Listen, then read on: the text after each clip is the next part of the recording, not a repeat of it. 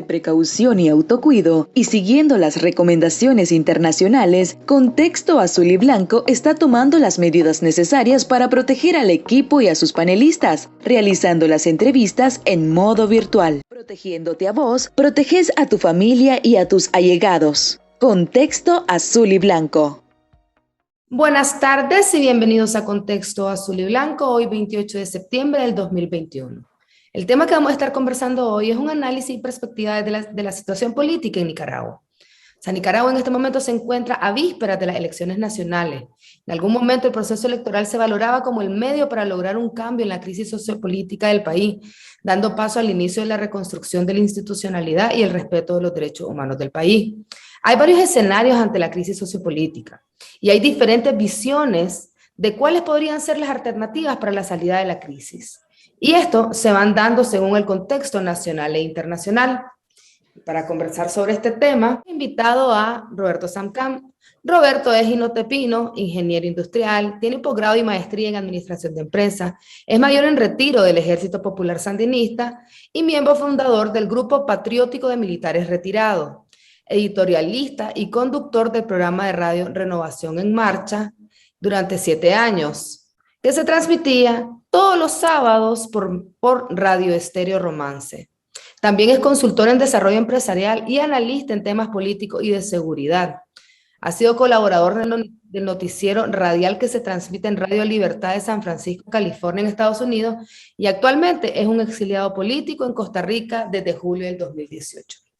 Buenas tardes, Roberto, y gracias por estar con nosotros acá en Contexto. Buenas tardes, María Ángeles, un placer estar en tu programa. Estoy a la orden. Claro que sí. Y para dar inicio, me gustaría que nos contara cuál es tu análisis del contexto de la situación sociopolítica en Nicaragua. Sí, en este punto, en el contexto, yo destaco 3 elementos fundamentales. Primero, una crisis política, social y sanitaria que no ha sido resuelta por el régimen de Daniel Ortega. Esto ha provocado una ruptura del orden normal de una sociedad. A raíz de la crisis de abril, la ruptura del régimen con algunos sectores de la sociedad nicaragüense no ha podido ser restablecida. Estamos hablando de la Iglesia Católica, las cúpulas empresariales, sectores del gran capital y sectores de la vieja guardia del sandinismo. A lo que hay que sumar la relación que tenía y que se ha fracturado con la mayor parte de la comunidad internacional, destacándose los Estados Unidos, Unión Europea, Canadá, Reino Unido y la OEA. El segundo elemento es el desarrollo de una política de terrorismo de Estado y profundización de la dictadura, la cual se basa en una militarización extrema de la sociedad. ¿Cómo se expresa este fenómeno de la militarización de la sociedad? Sencillamente con la colusión de los factores coercitivos constitucionales, es decir, los que están por la Constitución autorizados a portar armas, y estamos hablando del ejército y la policía, de acuerdo al artículo 95 de la Constitución Política, y aquellos grupos que están al margen de las leyes, al margen de la Constitución, pero que sin embargo forman parte de todo de esta colusión que ha militarizado la sociedad. Estamos hablando de los paramilitares, de los parapoliciales y de los reos comunes liberados por el régimen, y estamos hablando de cerca de 65,000 hombres que en algún momento pueden estar sobre las armas. Y el tercer elemento es el desarrollo de un proceso electoral completamente viciado, que tiene como objetivo fundamental la permanencia de Ortega en el poder por 5 años más, es decir, un cuarto periodo consecutivo, a fin de consolidar el modelo dictatorial y permitir la sucesión dinástica. María Ángeles. Muchas gracias, Roberto. Y escuchando tu análisis, ¿verdad?, del contexto actual con estos 3 factores, y como mencionábamos en la introducción, que estamos a puerta, ¿verdad?, de este proceso electoral, y lo mencionaste, ¿verdad? Me gustaría saber tu opinión sobre este proceso electoral, pero sobre todo, ¿cuál crees que sería la alternativa para poder salir de la crisis sociopolítica del país? Sí, el proceso electoral es totalmente viciado. Es decir, no es justo, no es honesto, no es transparente, no es libre, no es competitivo. Todas las reglas están no son iguales para todos. Los dados están cargados a favor de Ortega. Todas las instancias nacionales, departamentales y municipales están alineadas a favor del triunfo de Ortega, de cualquier forma que sea. Las condiciones que se han establecido son únicamente para que gane Daniel Ortega el 7 de noviembre. El árbitro, que es fundamental en este tipo de procesos, responde a los intereses del partido de gobierno y a Daniel Ortega en particular. El Consejo Supremo Electoral es un apéndice del Poder Ejecutivo que lidera Daniel Ortega y Rosario Murillo. No hay transparencia porque todas las etapas del proceso han sido totalmente opacas. No hay ni siquiera una posibilidad o la posibilidad de que haya una observación electoral independiente, nacional e internacional. No hay libertad para ejercer el voto. Estamos hablando de que la población tiene absoluto temor y fundado en que los fiscales del FSLN son los paramilitares que en la noche van a andar rondando los centros de votaciones, y no es ni siquiera en la mínima parte competitivo. Todos los precandidatos o quienes manifestaron su intención de asistir a esta competencia en contra de Daniel Ortega están presos. Entonces, Ortega va a un proceso electoral con 5 comparsas, con 5 partidos aliados, zancudos, lo cual implica, o en la práctica, estamos hablando de partido único y candidato único. Lo que va a haber el 7 de noviembre no son elecciones, sino votaciones y una repartición de curules y de votos de acuerdo a los méritos que haga cada uno en función de fortalecer la dictadura o el régimen de Daniel Ortega. ¿Qué podemos esperar del 7 de noviembre? Una reelección por 4ª vez consecutiva, lo cual significa 20 años en el poder. Espera llamar después del 10 de enero a un gran diálogo nacional, a una concertación nacional en la cual trate de restablecer toda la fractura social, política y económica que ha habido durante todos estos años a partir de la crisis de abril del 2018 y poder decirle a la comunidad internacional: estamos sentados, reconozcan. Ese es su principal, objetivo del llamado a este diálogo nacional. Va a esperar que la comunidad internacional acepte como un hecho consumado las elecciones y considera de que los Estados Unidos van a prepararse. Ya dieron algunas señales con las palabras del agregado militar en la semana recién pasada, de que los Estados Unidos es posible que entren en un proceso de negociación y de convivencia con un régimen bastante debilitado que no permita, digamos, establecer las condiciones que tenía antes. Es de esperarse, María Ángeles, que parte de la comunidad internacional no reconozca estas elecciones, sí y solo sí la diáspora, el exilio y el liderazgo nacional hacen su trabajo, es decir, que desarrollen un lobby suficiente e importante para que la OEA, los países de Europa, la Unión Europea, Canadá, Reino Unido, desconozcan este proceso, María Ángeles. Muchas gracias, Roberto. Y tocaste varios temas que más adelante me gustaría profundizarlo. Ahorita, hablando de los escenarios, que es uno de los que nos acabas de plantear, en Nicaragua actualmente, ¿verdad?, hay una gran desesperanza. Al haber tenido como opción el proceso electoral, ¿verdad?, como una opción para la salida de la crisis, y ahora no tenerla, y como vos mencionaste, ¿verdad?, y es la realidad, 7 precandidatos están presos, los 2 partidos políticos que pudieron en algún momento ser la opción han sido despojados de su personería jurídica, y tomando en cuenta de que Ortega se va a reelegir este 7 de noviembre, ¿Cuál podría ser el escenario más pronto, a corto plazo y el escenario a largo plazo de Nicaragua?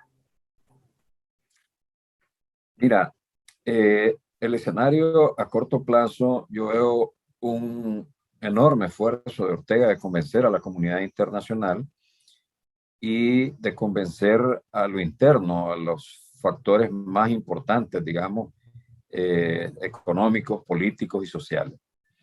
Ese va a ser su trabajo en el corto plazo.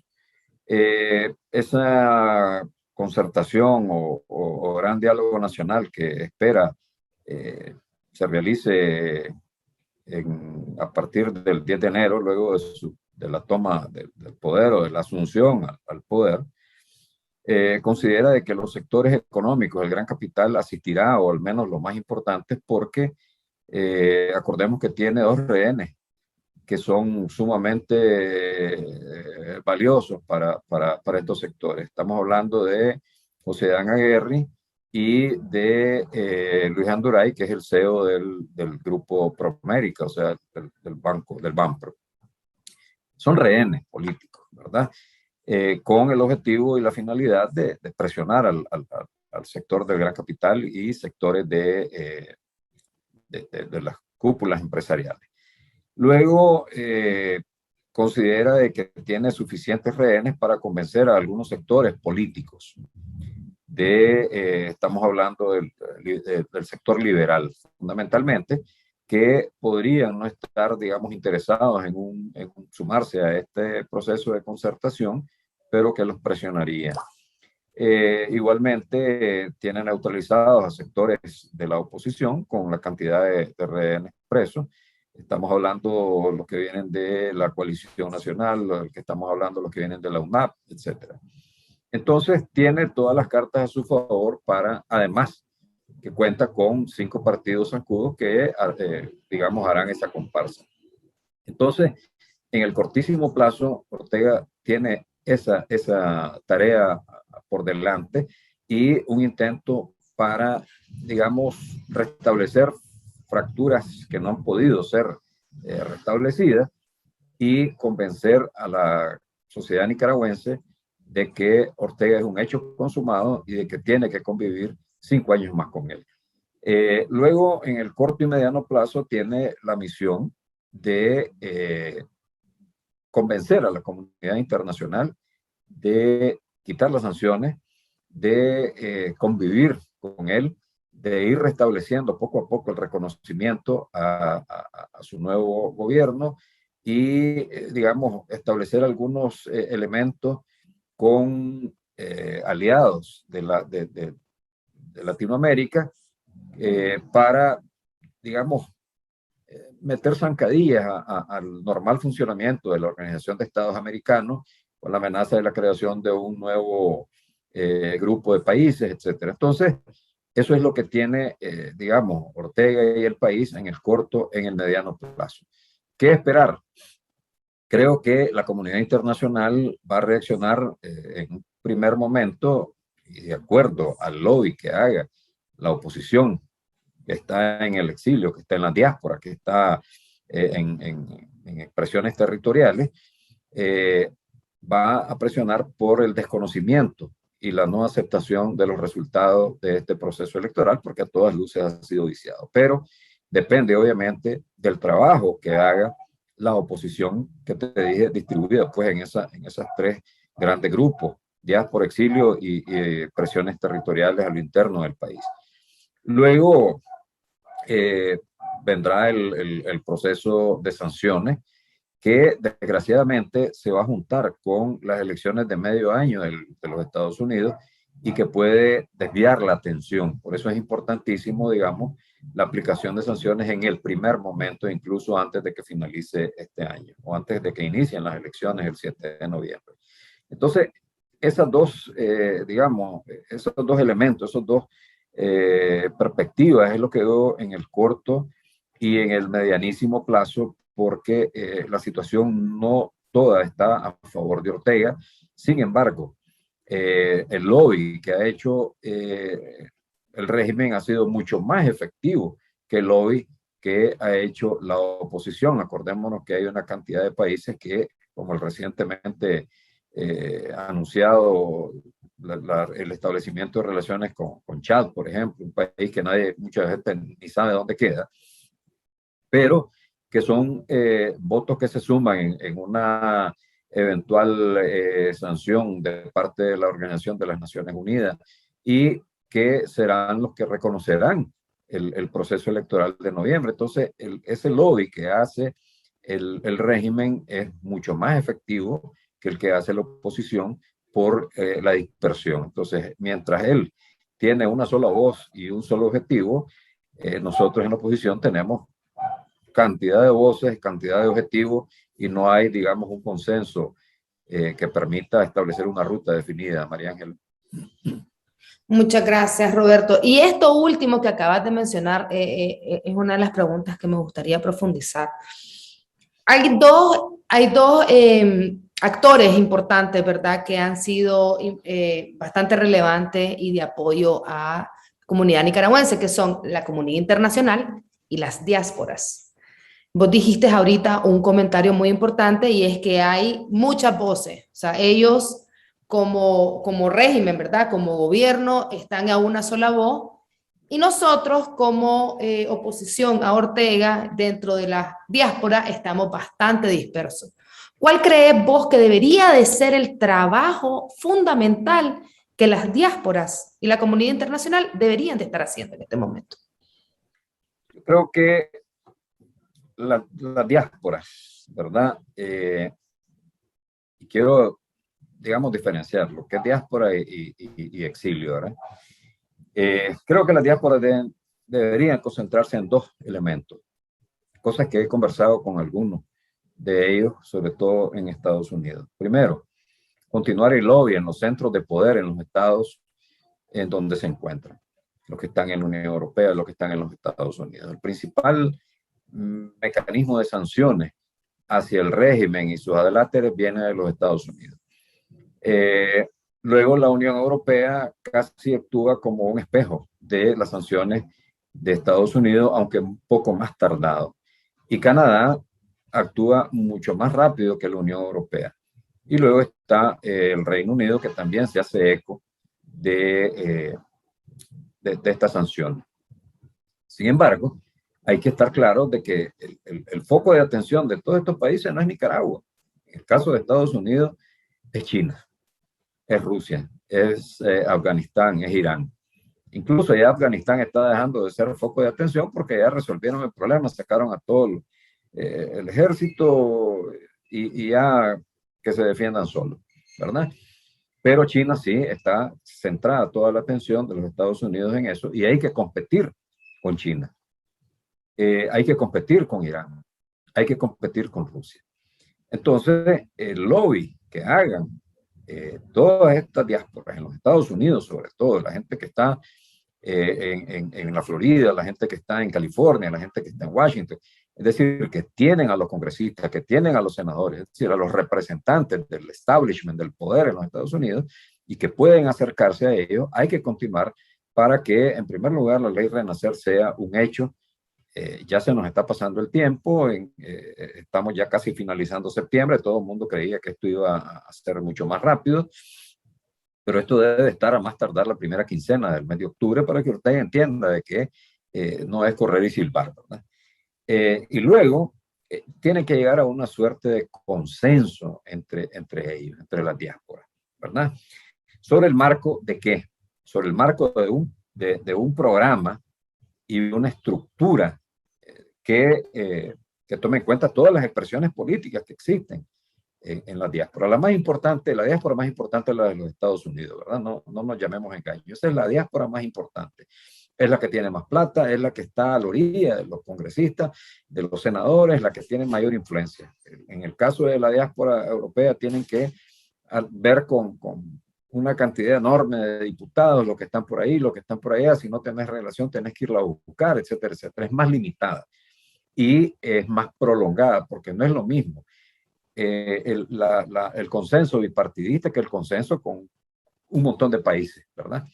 Incluso con el Canadá es mucho más fácil todavía que la Unión Europea.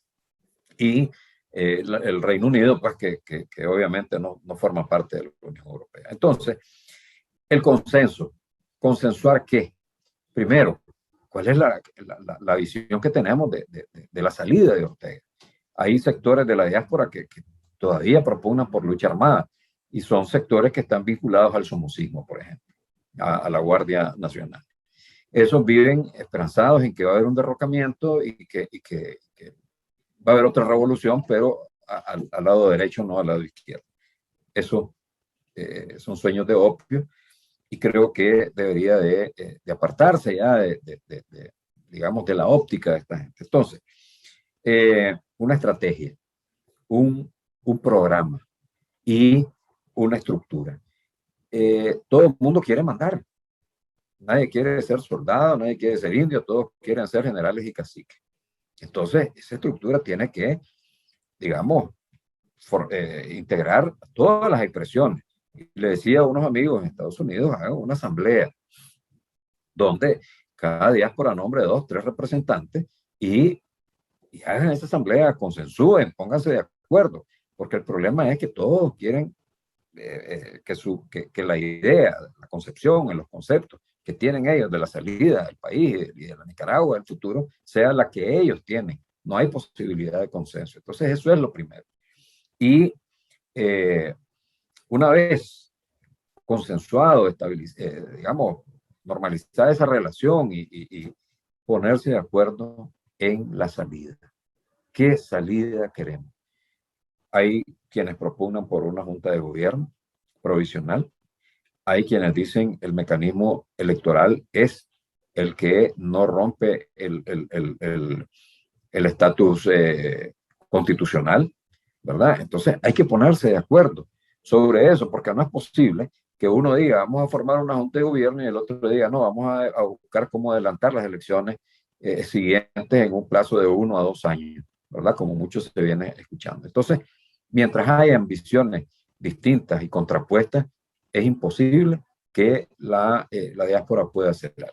Ahora, los grupos del exilio y la oposición. El exilio más importante, que está vinculado a abril del 2018, está aquí en Costa Rica. Y el principal problema, y creo que el exilio y la oposición deben de enfocarse en la resolución de los problemas más importantes y apremiantes que existen. Y yo veo 3 problemas. El primero, no hay una estrategia para la salida de Ortega. Nuevamente, vemos aquí en el exilio la reproducción del grave problema que afronta la diáspora. El modelo electoral, la junta de transición, la lucha armada y el aterrizaje suave, ¿verdad? Como aquí estamos más cerca de Nicaragua, el fenómeno de lucha armada está haciendo mucho ruido en sectores de la oposición, ¿verdad? Alentados obviamente por gente que está en Estados Unidos y que ha sido un modo de vida para ellos, igual que fue en los años 80 y eso, ¿no? Entonces, hay que ponerse de acuerdo en una estrategia. Segundo, cómo congeniar, que es el otro gran problema, los intereses de todos esos grupos que se supone son de oposición a Ortega. Hay intereses políticos y hay intereses económicos y están totalmente contrapuestos.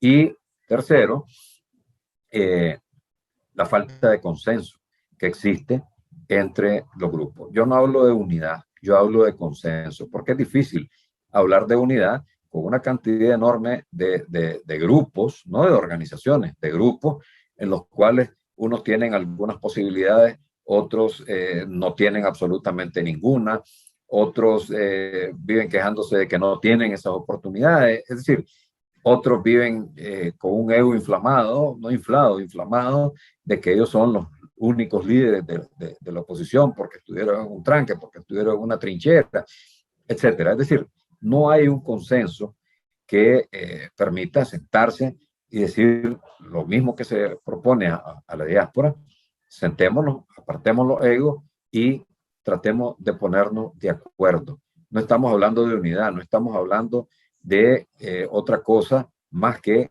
consensuar y ponerse de acuerdo y no machucarse, digamos, la manguera unos con otros. Creo que eso es lo que podría hacerse y es fácil, digamos, desde aquí, de este escritorio, desde esta oficina, decirte cómo hacerlo. Es fácil, ¿verdad? El problema es cómo se resuelve esto. Yo planteo que 4 elementos para juntar todos estos esfuerzos nacionales que están dentro y fuera del país. Es decir, vernos a Nicaragua, una parte dentro del país y otra fuera del país, pero es la misma Nicaragua. Primero, asambleas de diáspora. Hacer unas asambleas que permiten, como te decía, ponerse de acuerdo todos, exilio, expresiones territoriales, liderazgos nacionales en el exilio. Hay algunos intentos de querer hacerlas, pero siempre existe el fenómeno de la exclusión, siempre existe el problema ese de que con este no me meto, a este no lo invito, a este sí, a este no. Primero. Segundo, consensuar estrategias, intereses y consensos, ¿verdad? Es decir, ponerse de acuerdo en una estrategia, en los intereses de todos. No puede ser que los intereses económicos excluyan a los sectores políticos, no puede ser de que los sectores políticos digan este sí, este no, este es de derecha, este izquierda, como lo vimos en meses pasados en Nicaragua. Luego, crear una estructura nacional que involucre a todos estos sectores, una estructura que incluya la diáspora, que incluya el exilio, que incluya las expresiones territoriales en el país. Y cuarto, tener una única voz que nos represente ante la comunidad internacional. Es vergonzoso, es penoso que antes de una, ¿cómo se llama? Antes de una reunión o asamblea de la OEA, llegan al despacho del secretario general de la OEA, don Luis Almagro, 4 o 5 borradores de pronunciamiento, ninguno consensúa con el otro, cada quien quiere ser el primero en ponerlo en la mesa, y al final lo que hace la gente de la OEA es decir, estos ni siquiera para eso se pueden poner de acuerdo. Entonces, es penoso no tener una sola voz, tenemos un montón de voces, y lo que hace es que nos resta credibilidad, nos resta seriedad, y al final dicen, estos no se van a poder poner de acuerdo y va a ser la comunidad internacional la que va a decidir si convivimos con Ortega o vemos qué hacemos, María Ángel. Muchas gracias, Roberto. Esto último que has mencionado creo que es algo clave y que deberíamos de estar escuchando todas las diásporas, toda la comunidad internacional, pero sobre todo las diásporas y sobre todo los nicaragüenses que se encuentran fuera del país y también los que están dentro, porque tiene que haber una, como vos decís, una comunicación tanto dentro como fuera del país.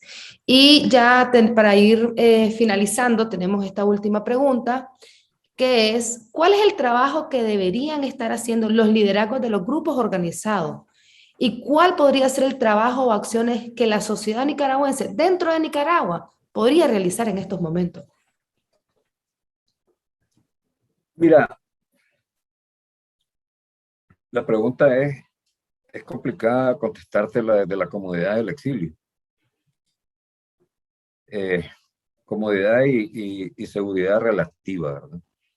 Uno puede decir desarrollar la organización territorial. El problema es que hay una persecución, hay una militarización del Estado nicaragüense, hay una política de terrorismo de Estado que impide que hayan expresiones organizadas de liderazgos territoriales. Es decir, cuando Ortega ya, una vez que salió de los liderazgos nacionales, la lucha ahora está enfocada en neutralizar a los liderazgos territoriales en todo el país. Y dispone de toda esta cantidad de gente pues, que permite que esa política de terrorismo de Estado se implemente. Entonces, desde fuera, hay que tratar de ayudar en la organización territorial, desarrollando creativamente todas las posibilidades que nos permite la tecnología, ¿verdad? Uno. Dos, tenemos que ponernos de acuerdo en qué se va a hacer el 7 de noviembre. Yo escucho que hay que ir a rayar la boleta. Escucho que no hay que salir. Escucho que hay que, digamos, llamar al voto nulo. Es decir, tenemos que ponernos de acuerdo porque hay, de nuevo, intereses diferentes en cada una de las propuestas. El que no está trabajando para el Estado, yo creo que debe ser una obligación ni siquiera salir de su casa, cerrar su puerta. A veces dicen hay que poner un pañuelo negro, hay que poner una bandera. Es decir, el que ponga eso inmediatamente le van a ir a golpear, a patearle la puerta o a meterlo preso o qué sé yo. Entonces, no hay que provocar que la población se arriesgue, sobre todo dando orientaciones desde el exilio o desde fuera de Nicaragua. Entonces, cerrar sus puertas, no salir, punto. Y el trabajador del Estado la tiene más difícil. Y la tiene más difícil porque las visitas casa por casa que han desarrollado, digamos, la militancia sandinista, está concebida para atemorizar a la gente, obligarla a que tiene que ir a votar y a votar por Daniel Ortega.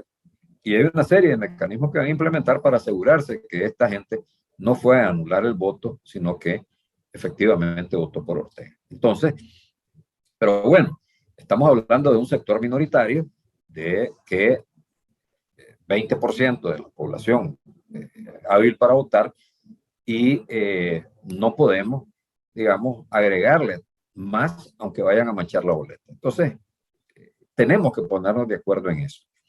Ahora, ¿qué viene después? Creo que esto ya, el 7 de noviembre es un hecho consumado. Aquí, por más que brinquemos, eso no lo cambia absolutamente nadie, ¿verdad? Ni siquiera el COVID. Entonces, yo creo que hay que prepararse para el futuro inmediato. Y el futuro inmediato empieza el 8 de noviembre. Entonces, es el inicio de una nueva etapa de lucha, de una nueva etapa de resistencia en la cual creo que este liderazgo del que estamos hablando, diáspora, exilio, oposición, debe ir definiendo la estrategia y las pautas a seguir. No puede darse el hecho de que todo el mundo se dispare y haga lo que se les ocurra, ¿verdad? Luego, creo que la situación ahorita está más de mano de la comunidad internacional. Ya la población nicaragüense ha ofrendado su cuota de sangre, de vida, de cárcel. Ahora le corresponde el turno a la comunidad internacional. Continuar con las sanciones individuales y colectivas. Individuales a toda la clase que rodea a Ortega, económica, política, militar, policial. Segundo, creo que hay que profundizar las sanciones colectivas. Hay que sancionar a instituciones como el Ejército, como el Instituto de Previsión Social Militar, como el Partido de Gobierno FSLN, que es una organización terrorista. Continuar con la presión internacional, digamos, tratando de aislar al régimen. Muchos países, Costa Rica, uno de ellos, y ese ejemplo hay que creo yo, que deberían seguirlo, llama a sus embajadores o no manda al embajador que había nombrado recientemente.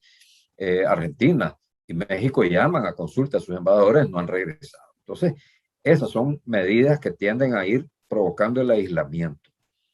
Debe de negar la continuidad de los préstamos. Ya el secretario de Estado Blinken estuvo hablando y eso como una respuesta a la audiencia que hubo en el Congreso de los Estados Unidos. No puede ser de que Ortega disponga actualmente de cerca de 2.000 millones de dólares y que le permiten sobrevivir 2 años sin ningún problema, ¿verdad? Y eso por fondos del BESIE, por fondos del BID, por fondos del Fondo Monetario Internacional.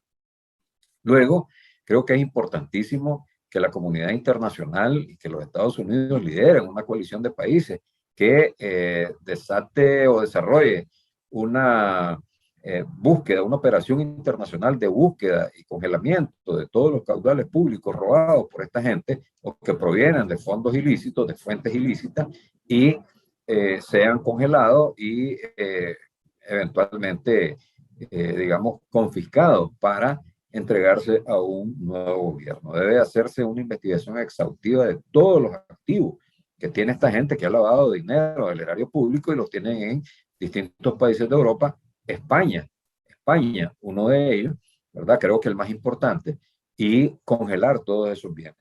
Solo una operación de cerco y de presión internacional puede hacer que Ortega se doblegue y pueda permitir una apertura democrática en el país, apertura democrática que no debe significar la convivencia con el régimen, ni mucho menos establecer un proceso de aterrizaje suave. María Ángel. Muchas gracias, Roberto. Y ya para finalizar, nos gustaría que le dejaras un mensaje a la ciudadanía. Creo que el mensaje tiene que ser de esperanza. Aquel viejo dicho que dice que no hay mal que dure 100 años ni cuerpo que lo resista. Acordémonos que la dictadura de los Somoza duró 45 años, esta ya lleva 42 años. Tampoco quiero decir que le faltan 3 nada más, pero todos estos fenómenos dictatoriales tienen un inicio y tienen un fin, ¿verdad? No puede ser el fenómeno de Cuba de 62 años con un empobrecimiento al máximo. Las condiciones no son las de Nicaragua, las de Cuba, mucho menos las de Venezuela.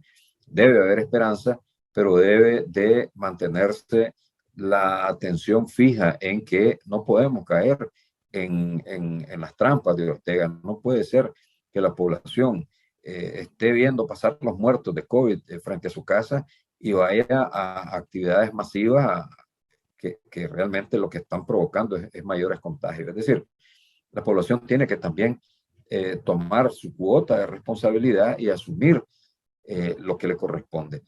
El mensaje tiene que ser esperanzador, tiene que ser de unidad y tiene que ser de consenso, que podamos marchar de la mano con la comunidad internacional y que podamos ser una expresión de consenso, de estrategia y que apunte a la salida de Ortega y a la construcción de un país en los cuales podamos sentirnos orgullosos y representados todos los grupos y todas las personas del país.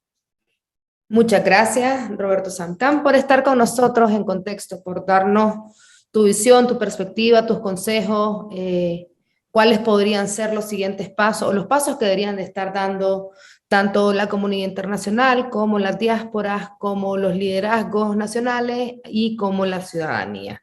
Gracias a vos por darme la oportunidad de estar en tu programa. No, claro que sí. Y también agradecemos a todas las personas que nos están sintonizando y recuerden siempre enviarnos sus dudas, consultas y comentarios a los datos que aparecerán en pantalla. Buenas noches.